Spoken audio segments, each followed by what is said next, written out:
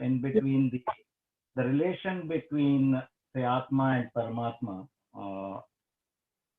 we did say that there is a state of utter helplessness or total dependence. But we also say that the jiva has the freedom of action, because the action of the jiva determines what's going to happen, the karma which comes along with it. So where do you draw the line? Where does this freedom end, and where does this total dependence start? Or is everything preordained, and there's nothing, there's no, so that's the confusion I have. Where do you draw the line? Yeah. So Suresh, again, that is a wonderful question. It is a key question for Karma Yoga. So anybody who wants to really understand what this Karma Yoga is, what is a Nishkama Karma Yoga, what is Sakama Karma Yoga, this is the key crux of the problem.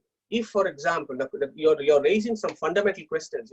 We've all discussed last time that one of the activities of the sentient being is ability for self-initiated action.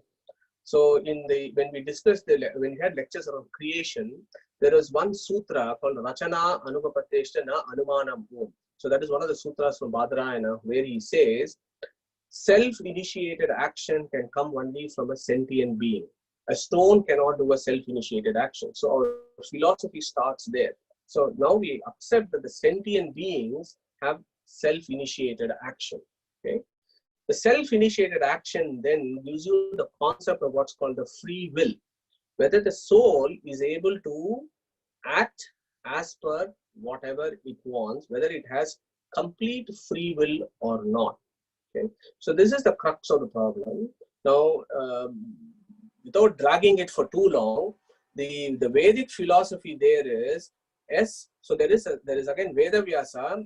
There are 10 sutras that Veda Vyasa has settled exactly the question that you've asked. So Karta, Shastra, Arthavatu Om. So there are 10 sutras following that, actually describing, yes, Jiva, he takes all the three possibilities. If Jiva is utterly dependent and helpless, then you could almost say that Jiva is Akarta, that he's not doing anything and the Supreme Being is doing. And then there are also lots of verses in the Upanishads and Vedas saying that Jiva is also Karta, because the Vedas dictate you have to do this yajna, you have to do that yajna, you have to do Jyotishtoma, you need to do this yaga, that it asks you to do various karmas, vidhis, various karmas, you have to do samskaras and so on. So the Jivas are also doing action in that. So how do you square this circle? So the key philosophy there is Jivas are doers, but they are dependent doers, and the Lord allows them that free will based on their innate capacities and based on their innate nature. He allows them to do their own activities. This is, for example, we touched upon this last week about that verse in Mundaka Upanishad about creation, where we said Yata Purnanabihi Srujate, and then we said Yata Pruthivyam Oshadayaha Sambhavanti. That means seeds are put in the soil, and each seed grows and becomes a particular tree. For example, a neem seed becomes a neem tree. A mango seed becomes a mango tree.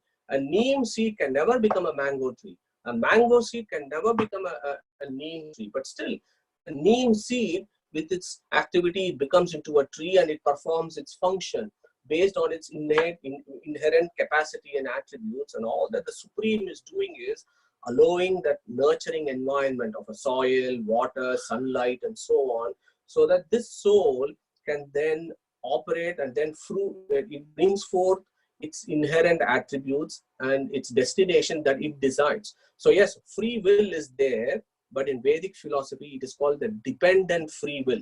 This particular concept is called Jiva Kartrutva Vada.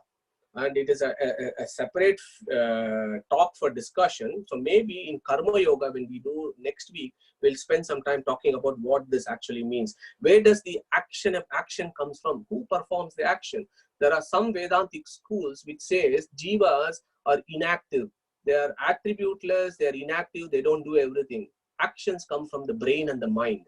There are other schools which says the action comes from the Jivas. So what are the concepts and why Krishna has given such a big importance to Karma Yoga in his Bhagavad Gita, we can touch upon that. Sorry, I dragged on a little bit, but I just wanted to give you a flavor.